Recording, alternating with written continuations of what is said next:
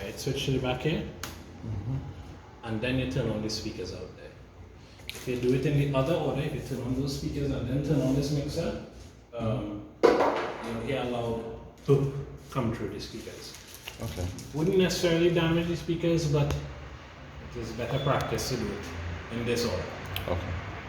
Alright, so from here, I'll be showing you how to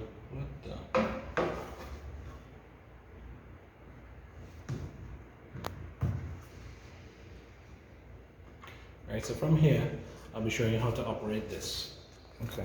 Right, so this mixer has inputs to the back. These are the volume levels for the inputs, the input levels. This will allow you to choose which channel you're editing. So if I choose channel 3, you'll see channel 3 come up there. Okay. If you want to quickly mute effects like reverb and what's not, these will mute the effects on those specific channels. Okay. So it says FX7 mute. Right, this is the output level of these channels. Okay. And this is mute for each channel and master level for all of the channels. Right, this phone's level here is for the headphone jack to the right hand side. So if you want to hear what you're playing, you can plug a headphones. It's a 1/4-inch headphones that has a plug in, Right.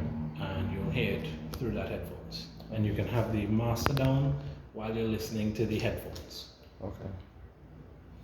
Right, this dial chooses what is showing on the display, and whatever is showing, you then press the channel edit to edit that specific channel for what is showing. So right now we have it on ZEQ, right, or just essentially just an equalizer, and I'm on channel 2 right now, and we have low, mids, highs that we can adjust. We can turn these 3 buttons underneath. They're buttons and dials, so you can turn it to raise and lower it. Okay. You can press it to bypass it, so to quickly get back to a default setting. Right. The special thing about this mixer is it's a tone match mixer. Each channel can be set for a specific device. So on the tone match area of this dial, we can press channel edit for channel 1, change the category. We have microphones here, so we're going to vocal mics, and we can choose a specific model of mic. We have SM58s here. Right. Same thing for channel 2. We have an SM58 vocal mic on channel 2. Right. Channel 3 and 4, we have a headphone jack. This is normally for like DJ playback. If you're playing the volume at low volume levels, we can change this to DJ playback, change the preset to low volume music. We would have to do that for channel 4 as well, because they're not exactly paired together. So you'll have to adjust the volume levels of those two independently of each other. Okay.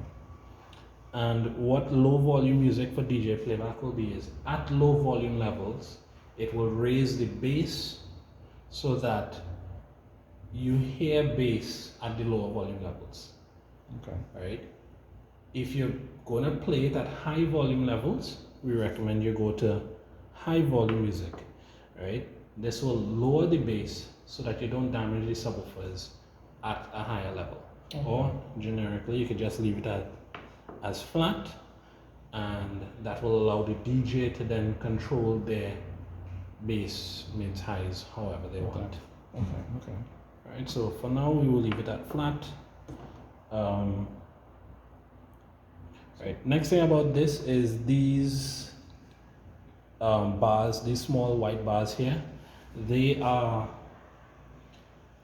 essentially, they will show you which channel is playing and just about show you the level of the channel.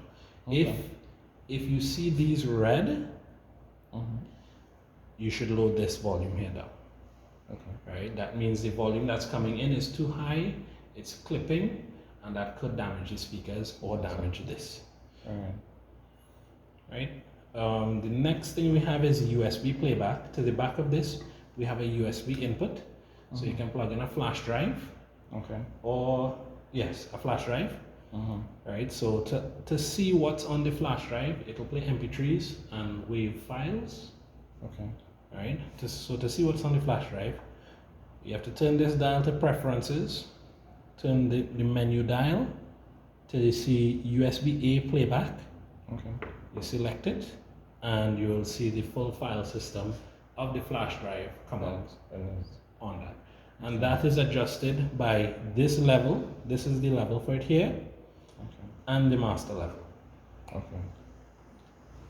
So these here are the mics. Yes. Input, right? Correct. So the output is this. Yes, these two are going to the two speakers on the ceiling. Fantastic. All right. Now we do have a snake. Right. I'll have to check if we have more length of this snake in the ceiling. Right. But we have a snake here that's run to the back of the stage. All right. All right. So what we can do is, if you have extra microphones that you want on the stage, right, or if media is coming, they can plug up to the back of the stage. Right. And plug in here, and then you receive the signal from across there. Okay. You're right. Yeah.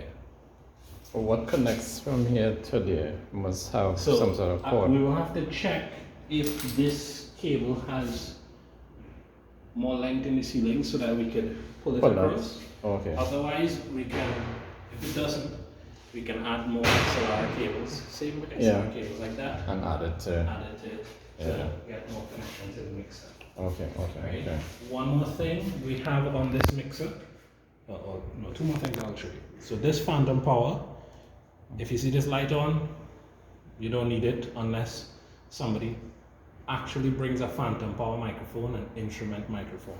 Okay. This is providing us a small voltage to each of the channels, right? And that will cause issues. It wouldn't damage anything, but if this is on, when you plug and unplug cables there, it will make a loud noise because it's being amplified by 48 volts essentially. Wow.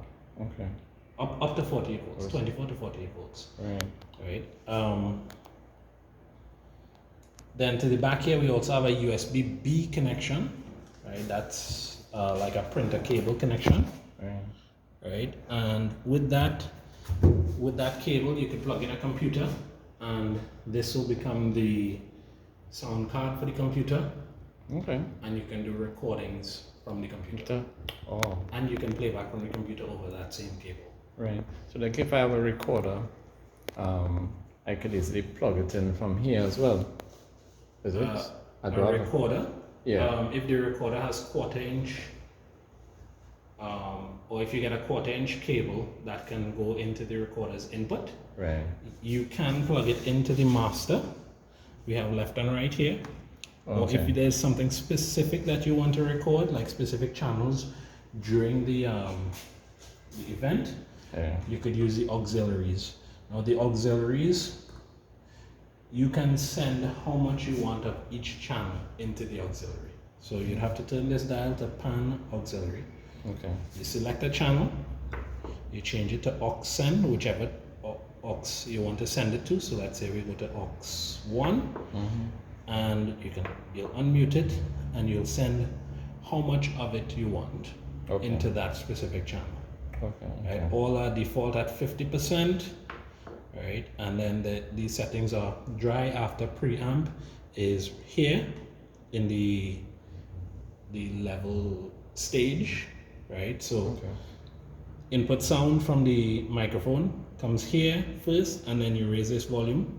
So that's what dry after preamp is. It's right here after this volume. Right. Pre with EQ and effects is at this point here. Right. So you reach true equalization effects here. At this point is what pre with EQ and effects is. Right. Post after fader is after this. So that's the master level you're taking. Okay. So like you have media, and as you talk about the sneak, So if you have 4 or 5 of them, how much this could accommodate? This can accommodate 1, 2, 3, 4, 5, 6. Oh, Maybe. okay. Okay. I got you. Right, but they would have to take the 1/4 inch because we are using the XLR. Oh, yeah. We've had some events where the media come and they want to take our XLR outputs, and I'm Yeah. that's not really how it's supposed to work. Right. All right. Right. Any other questions? I think that's it. You could, I guess, test it out. You want to test it out now? Yeah. We could test. Okay, so you